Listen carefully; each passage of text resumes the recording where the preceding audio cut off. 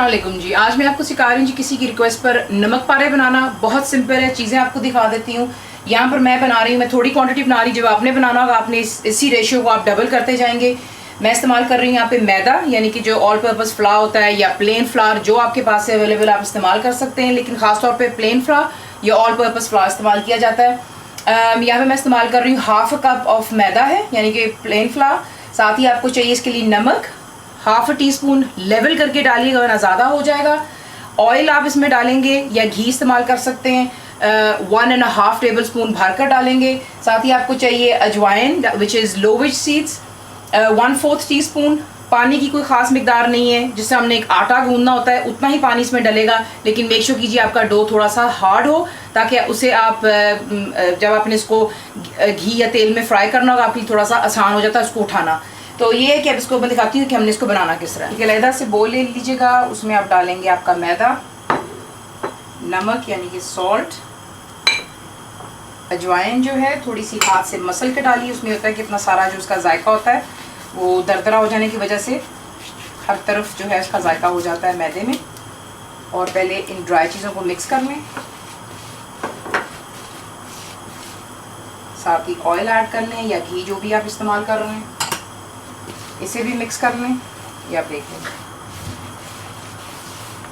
Mix कर लेने के बाद बिल्कुल आपने थोड़ा थोड़ा करके पानी डालना है और इसको थोड़ा सा हमने हार्ड डो में बना लेना है। ये आप देख लें बिल्कुल आटे की फॉर्म में आ चुका हुआ है।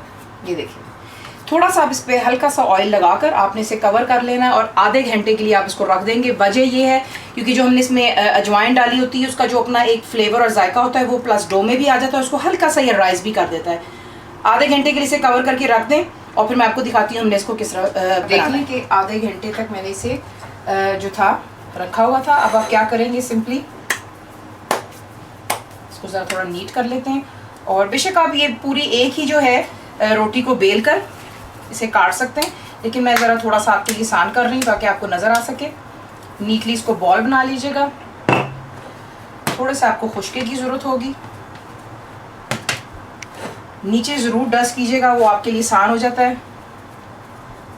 इसको थोड़ा सा फ्लैट कर लेते हैं और देखिए अगर आप चाहते हैं कि आपके नमक पारे क्रिस्पी बने तो मेक श्योर कीजिएगा कि जितना आप इसको थोड़ा सा बारीक बेल सकते हैं यानी कि रोल कर सकते हैं, इसको आप बारीक रोल कर लीजिएगा। बारीक रोल कर लेने के बाद मेक श्योर कीजिए आप अपना ऑयल जो है वो पहले से गर्म कर लें। It should not be piping hot, लेकिन मीडियम हॉट में होना चाहिए। मेरा इस वक्त जो है कढ़ाई में गर्म हो रहा है। अब आप छुरी लेंगे और जिस मर्जी शेप में आप चाहें आप इसे काट सकते हैं। डायमंड में कर लें, स्क्वायर में कर लें, कोई ऐसी बात नहीं, ये सारा काम जायके में है। तो इस तरह आप करते जाएंगे।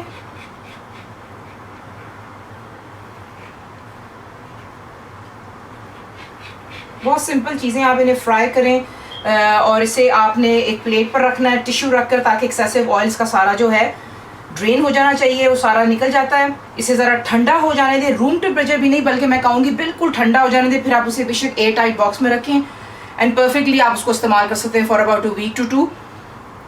तो ये हो गया इस तरह। और इसके बाद आप इसको डायमंड शेप में काट कर इसको हम फ्राई करते हैं। ये आप देख लें, आप इसको यूँ काट कर थोड़ा जो प्लेटफॉर्म है हमारा जहाँ पे हम इसको काट रहे हैं थोड़ा सा इसको जो है हल्का सा ढीला कर लेते हैं। और साथ ही जो है अब मैं आपको दिखाती हूँ कि ऑयल जो है गर्म हो चुका हुआ है और इसमें हम एक एक करके इसे डालते जाएंगे। देखें इतना गर्म होना चाहिए कि it needs to sit down, और उसके बाद जैसे ये फ्राई हो जाएगा ये खुद ब खुद फ्लोट होकर के ऊपर आ जाएगा।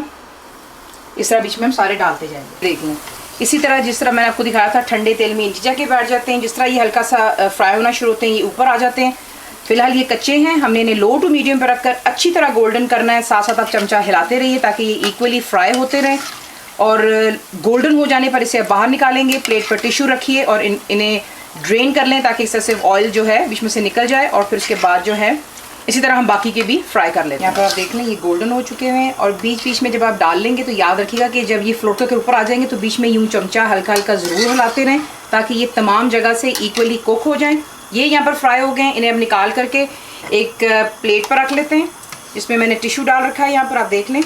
और बाकी के भी जो हैं नमक पारे हम इसी तरह फ्राई कर लेते हैं। तो जनाब यहाँ पे रहे आपके शक्कर पारे, आपको चेक करवा देती हूँ कि कितने क्रिस्पी बने। ये देख लें, देख लें मसला कोई नहीं है। जिस तरह मैंने आपसे कहा, अगर आपकी मेजरमेंट्स में गलती होगी, कहीं पे ख़राबी होगी, तो यकीन माने आपकी चीज़ ख़राब होती है। ज़रूर ट्राई कीजिएगा, बताइए आपको कैसा लगा। दुआओं में याद रखें। Thank you for watching the video.